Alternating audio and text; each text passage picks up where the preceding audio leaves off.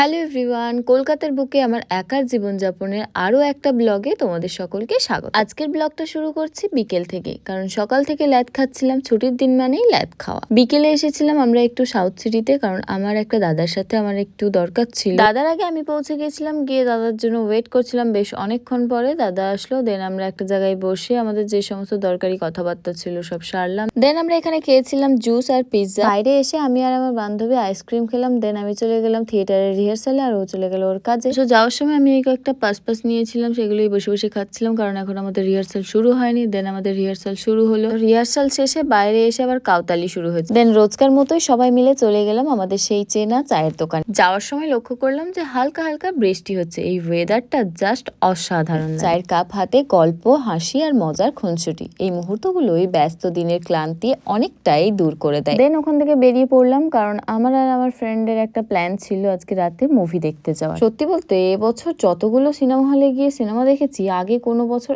এতটা দেখি। নতুন সিনেমা মুক্তি পেলেই হলে গিয়ে দেখার একটা অভ্যাস হয়ে গেছে। বড় পর্দায় সিনেমা দেখার যে আলাদা অনুভূতি, সেটা বাড়িতে বসে কখনোই পাওয়া যায় না। তোমাদের কি মত অবশ্যই কমেন্ট করে জানিও। এমন ছোট ছোট প্ল্যান, বন্ধুদের সঙ্গে কিছুটা সময় আর নিজের জন্য কয়েকটা ঘন্টা, এই সবকিছু একা থাকার জীবনটাকে অনেক বেশি রঙিন করে তোলে। প্রতিটা দিনেরই আলাদা একটা গল্প থাকে, আর আজকের গল্পটা ছিল বন্ধুত্ব, বৃষ্টি, চা আর একটা দারুণ সিনেমাকে ঘিরে।